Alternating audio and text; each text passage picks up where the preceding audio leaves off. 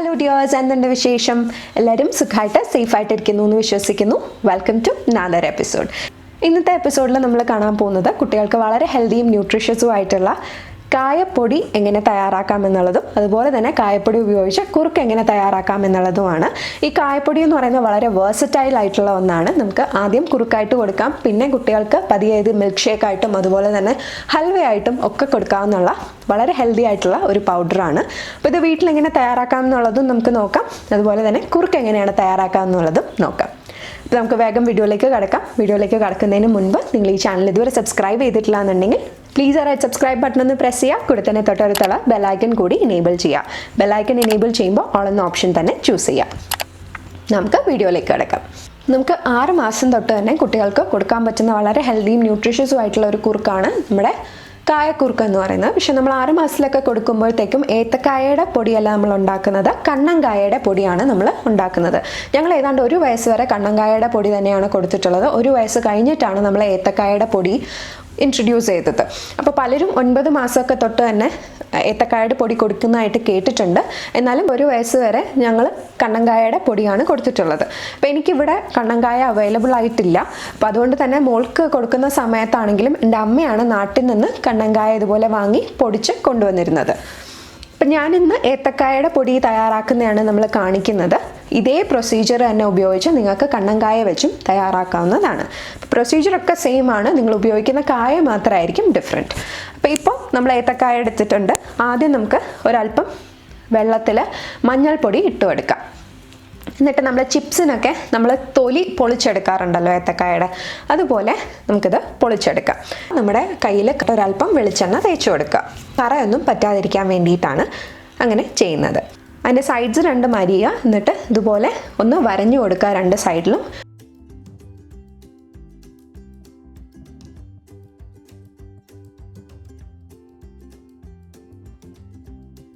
എന്നിട്ട് നമുക്ക് ചിപ്സിനൊക്കെ ചെയ്യുന്ന പോലെ തന്നെ ഇതുപോലെ കായ പൊളിച്ചെടുക്കാം.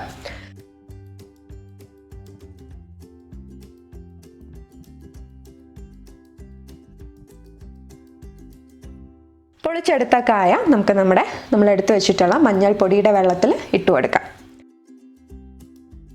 ഇതുപോലെ ഇപ്പോൾ എല്ലാ കായയും നമ്മൾ പൊളിച്ച് മഞ്ഞൾപ്പൊടി ഇട്ട വെള്ളത്തിൽ വെച്ചിട്ടുണ്ട്.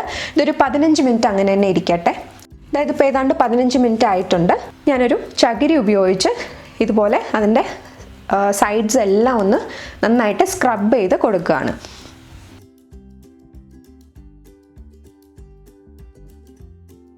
സ്ക്രബ് ചെയ്ത ശേഷം നല്ല വെള്ളത്തിൽ ഒന്ന് കഴുകുക. എന്നിട്ട് നല്ല ഡ്രൈ ആയിട്ടുള്ള ഒരു ടവൽ ഉപയോഗിച്ച് ഈ ഈർപ്പമൊക്കെ ഒന്ന് കളഞ്ഞെടുക്കുക. അതിൽ ഒട്ടും തന്നെ ഈർപ്പം ഉണ്ടാവാൻ പാടില്ല. നന്നായിട്ട് തുടച്ച് ഈർപ്പമൊക്കെ കളയുക. അപ്പോൾ നമ്മൾ എല്ലാ കായയും തുടച്ചെടുത്തിട്ടുണ്ട്. ഇനി നമ്മളിത് നല്ല തിൻ സ്ലൈസസ് ആയിട്ട് അരിഞ്ഞെടുക്കണം. അതിന് ഞാനിവിടെ ഒരു സ്ലൈസർ ഉപയോഗിച്ചിട്ടാണ് ചെയ്യുന്നത്. നിങ്ങൾക്ക് കൈ കൊണ്ട് തന്നെ കത്തി ഉപയോഗിച്ച് ചെയ്യാൻ അറിയാവുന്നുണ്ടെങ്കിൽ അങ്ങനെ തന്നെ ചെയ്യാം. എനിക്ക് ഇതാണ് കുറച്ചും കൂടി എളുപ്പമായിട്ട് തോന്നിയിട്ടുള്ളത്. ഈ ഒരു സ്ലൈസർ അല്ലെങ്കിൽ ഗ്രേറ്റർ ഞാൻ വാങ്ങിച്ചത് ആമസോണിൽ നിന്നാണ്. അതിൻ്റെ ലിങ്ക് ഡിസ്ക്രിപ്ഷൻ ബോക്സിലുണ്ട്, ചെക്ക് ചെയ്ത് നോക്കാം. അപ്പോൾ നന്നായിട്ട് തിന്നായിട്ട് നമ്മൾ അരിഞ്ഞെടുത്തിട്ടുണ്ട്. ഇനി ഒരു പ്ലേറ്റിലോ അല്ലെങ്കിൽ ഒരു തുണിയിലോ ഇത് നിരത്തി വയ്ക്കുക. എന്നിട്ട് ഒരു 1 or 2 ഡേയ്സ് കൊണ്ട് തന്നെ ഇത് നല്ല വെയിലിൽ ഉണക്കിയെടുക്കുക. 2 ദിവസം ഒക്കെ എടുത്തിട്ടാണ് നമ്മൾ 2 or 3 ദിവസം എടുത്തിട്ടാണ് ഉണക്കുന്നതെന്നുണ്ടെങ്കിൽ ഓരോ ദിവസവും ഇത് വൈകിട്ടാവുമ്പോൾ അകത്തെടുത്ത് വയ്ക്കുക. വീണ്ടും അടുത്ത ദിവസം രാവിലെ വെയിൽ വരുന്ന സമയത്ത് പുറത്തെടുത്ത് വയ്ക്കുക. അങ്ങനെ നന്നായിട്ട് ഇത് ക്രിസ്പി ആവുന്ന രീതിയിൽ ഉണക്കി എടുക്കണം. അതായത് ഇപ്പം ഇത് നേരത്തെ ഉണക്കി വെച്ചിരുന്നതാണ്. ഇത്രയും നല്ല രീതിയിൽ നമ്മൾ ഉണക്കി എടുക്കണം. നന്നായിട്ട് ഉണങ്ങി കിട്ടിയില്ല എന്നുണ്ടെങ്കിൽ ഇത് കേടാവും. എന്നിട്ട് നമ്മൾ ഈ ഉണക്കി വെച്ചത് നമ്മൾ ഒരുപാട് ക്വാണ്ടിറ്റിയിലൊക്കെയാണ് ഉണക്കി വെക്കുന്നതെന്നുണ്ടെങ്കിൽ ഒരു എയർ ടൈറ്റ് കണ്ടെയ്നറിൽ സ്റ്റോർ ചെയ്ത് വെക്കുക. ആൻഡ് ആവശ്യം അനുസരിച്ച് അതെടുത്ത് പൊടിച്ച് നമുക്ക് മറ്റൊരു ജാറിൽ സ്റ്റോർ ചെയ്യാവുന്നതാണ്. അപ്പോൾ അത് ആവശ്യം അനുസരിച്ച് ചെയ്യാം. ഇതിപ്പോൾ ഇത്രയും ഞാനൊന്ന് പൊടിക്കാൻ പോവുകയാണ്. മിക്സിയുടെ ചെറിയ ജാർ ഉപയോഗിച്ചാണ് ഞാൻ പൊടിക്കുന്നത്. നിങ്ങളുടെ കയ്യിലുള്ള മിക്സിയുടെ ജാറിൽ ഏതിലാണോ നിങ്ങൾക്ക് നന്നായിട്ട് പൊടിഞ്ഞു കിട്ടുക അത് ഉപയോഗിച്ച് പൊടിച്ചെടുക്കാം. ഞാനിവിടെ 2 ബാച്ചായിട്ട് ഇതൊന്ന് പൊടിച്ചെടുത്തിട്ട് വരാം. അതായത് ഇപ്പോൾ നമ്മൾ നല്ല തരിയില്ലാതെ പൊടിച്ചെടുത്തിട്ടുണ്ട്. അപ്പോൾ ഈ ഒരു പൗഡർ വളരെ വേഴ്സറ്റൈലാണ്. നമുക്ക് പല കാര്യങ്ങളും ഇതുകൊണ്ട് ഉണ്ടാക്കാവുന്നതാണ്. അപ്പോൾ ഇന്ന് നമ്മൾ കാണാൻ പോകുന്നത് കുറുക്ക് എങ്ങനെ തയ്യാറാക്കുന്നു എന്നുള്ളതാണ്. അപ്പോൾ നമ്മുടെ ഏത്തക്കായയുടെ പൊടി തയ്യാറായിട്ടുണ്ട്. ഇത് നമുക്ക് ഇതുപോലെ എയർ ടൈറ്റ് ആയിട്ടുള്ള ഗ്ലാസ് ജാർസിൽ സ്റ്റോർ ചെയ്യാവുന്നതാണ്.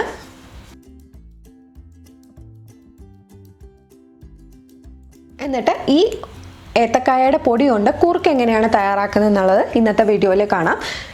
അതിലേക്കായിട്ട് 2 ടേബിൾ സ്പൂൺ കായപ്പൊടിയാണ് ഞാൻ എടുത്തിട്ടുള്ളത്.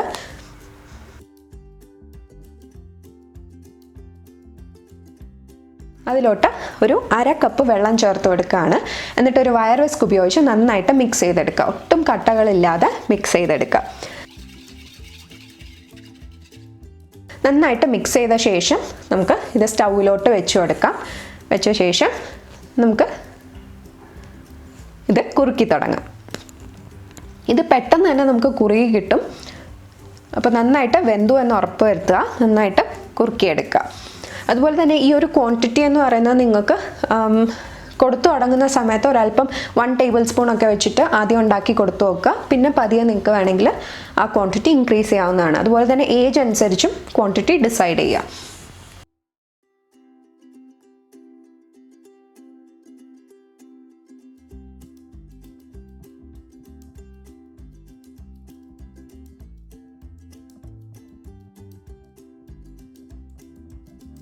ഇതിപ്പോൾ പതിയെ കുറുകി വന്നിട്ടുണ്ട്. ഇനി മധുരത്തിനായിട്ട് ഞാൻ ചേർക്കുന്നത് പനങ്കൽക്കണ്ടാണ്.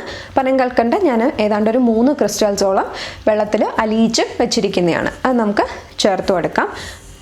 മധുരവും നിങ്ങളുടെ കുട്ടികളുടെ പ്രിഫറൻസ് അനുസരിച്ച് ചേർത്ത് കൊടുക്കുക. കാരണം ചില കുട്ടികൾക്ക് അധികം മധുരം ഇഷ്ടമാവാറില്ല. അപ്പം അങ്ങനെയാണെങ്കിൽ ഒരല്പം മാത്രം ചേർത്ത് കൊടുക്കുക. ഇത് നന്നായിട്ട് ഇളക്കി യോജിപ്പിക്കുക.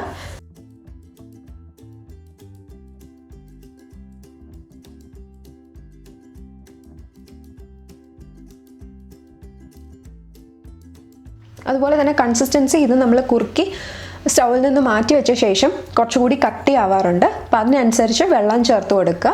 ചില കുട്ടികൾക്ക് നല്ല കട്ടിയുള്ള കുറുക്കായിരിക്കും ഇഷ്ടം. അങ്ങനെയാണെങ്കിൽ ചേർക്കേണ്ട കാര്യമില്ല. അല്ല കുറച്ച് ലൂസായിട്ടുള്ള കൺസിസ്റ്റൻസി വേണം എന്നുണ്ടെങ്കിൽ ഒരല്പം കൂടി വെള്ളം ചേർത്ത് കൊടുക്കുക. ഞാനൊരല്പം കൂടി വെള്ളം ചേർക്കുന്നുണ്ട്. നന്നായിട്ട് മിക്സ് ചെയ്ത് ഈ ഒരു കൺസിസ്റ്റൻസിയിലാണ് ഞാൻ എടുക്കുന്നത്. ഇനി ഇതിലോട്ട് ചേർക്കുന്നത് ഒരു 1/2 ടീസ്പൂൺ ഡ്രൈ ഫ്രൂട്ട്സ് പൗഡറാണ്. ഡ്രൈ ഫ്രൂട്ട്സ് പൗഡർ ഞാൻ നേരത്തെ തയ്യാറാക്കുന്ന വീഡിയോ അപ്ലോഡ് ചെയ്തിട്ടുണ്ട്. അപ്പോൾ അത് നിങ്ങൾ കണ്ടിട്ടില്ല എന്നുണ്ടെങ്കിൽ അതിൻ്റെ ലിങ്ക് ഞാൻ ഐ ബട്ടണിലും താഴെ ഡിസ്ക്രിപ്ഷൻ ബോക്സിലും കൊടുത്തേക്കാം. അതും കൂടിയിട്ട് നന്നായിട്ട് യോജിപ്പിക്കുക. ഈ ഒരു സ്റ്റേജിൽ നമുക്ക് ഒരല്പം നെയ്യ്, ഒരു 1/2 ടീസ്പൂണൊക്കെ നെയ്യ് വേണമെങ്കിൽ ചേർത്ത് കൊടുക്കാം. നെയ്യ് ചേർക്കുന്നത് നല്ലതാണ്. കാരണം കോൺസ്റ്റിപ്പേഷൻ ഒന്നും വരാതിരിക്കാനായിട്ട് കുട്ടികൾക്കത് സഹായിക്കും. അപ്പോൾ ഏത് നെയ്യാണ് നല്ലതെന്ന് ചോദിച്ചു കഴിഞ്ഞാൽ നമ്മുടെ ഹാൻഡ് ചോൺഡ് ആയിട്ടുള്ള ദേസി കൗ ഘീ ആണ് കുട്ടികൾക്ക് ഏറ്റവും നല്ലത്. അതെങ്ങനെയാണ് വീട്ടിൽ തയ്യാറാക്കുന്നതെന്നൊരു വീഡിയോയും നമ്മൾ നേരത്തെ തന്നെ ചെയ്തിട്ടുണ്ട്. അത് നിങ്ങൾക്ക് കാണാൻ താല്പര്യം ഉണ്ടെന്നുണ്ടെങ്കിൽ ഞാൻ ലിങ്ക് ഐ ബട്ടണിലും താഴെ ഡിസ്ക്രിപ്ഷൻ ബോക്സിലും കൊടുത്തേക്കാം. കണ്ടു നോക്കുക. അപ്പോൾ നമ്മുടെ കായക്കുറുക്ക് ഇവിടെ തയ്യാറായിട്ടുണ്ട്. ഇനി നമുക്കിത് സ്റ്റൗ ഓഫ് ചെയ്യാം. ആൻഡ് ഒരല്പം തണുത്ത ശേഷം ഏതാണ്ട് ഒരു ഇളം ചൂടോടുകൂടി തന്നെ നമുക്ക് കുട്ടികൾക്കിത് സെർവ് ചെയ്യാവുന്നതാണ്. ഞാൻ നേരത്തെ പറഞ്ഞ പോലെ കണ്ണങ്കായ എനിക്കിവിടെ അവൈലബിൾ അല്ലായിരുന്നു. അപ്പോൾ അതുകൊണ്ട് തന്നെ അമ്മയാണ് നാട്ടിൽ നിന്ന് പൊടിച്ചു കൊണ്ടുവരാറുണ്ടായിരുന്നത്. അപ്പോൾ ഇത് ഉണക്കുന്നതിൻ്റെ രീതിയൊക്കെ പറഞ്ഞു തന്നതും അമ്മ തന്നെയാണ്. അപ്പോൾ അമ്മയ്ക്ക് ഓൾറെഡി ഒരു ചാനലുണ്ട്. ഞാൻ പല വീഡിയോസിലും പറഞ്ഞിട്ടുള്ളതാണ്. ഒരുപാട് നല്ല റെസിപ്പീസ് അമ്മ അപ്ലോഡ് ചെയ്യാറുണ്ട്. ലിങ്ക് ഞാൻ ഡിസ്ക്രിപ്ഷൻ ബോക്സിൽ കൊടുത്തേക്കാം. കണ്ടു നോക്കുക. അപ്പോൾ ഇന്നത്തെ വീഡിയോ എല്ലാവർക്കും ഇഷ്ടപ്പെട്ടു എന്ന് കരുതുന്നു. ഇഷ്ടപ്പെട്ടുണ്ടെങ്കിൽ ലൈക്ക് ചെയ്യുക, കമൻറ്റ് ചെയ്യുക, ഷെയർ ചെയ്യുക. അതുപോലെ ചാനൽ ഇതുവരെ സബ്സ്ക്രൈബ് ചെയ്തിട്ടില്ല എന്നുണ്ടെങ്കിൽ സബ്സ്ക്രൈബും കൂടി ചെയ്യുക. മറ്റൊരു വീഡിയോ ആയിട്ട് പെട്ടെന്ന് തന്നെ കാണാം. ബൈ.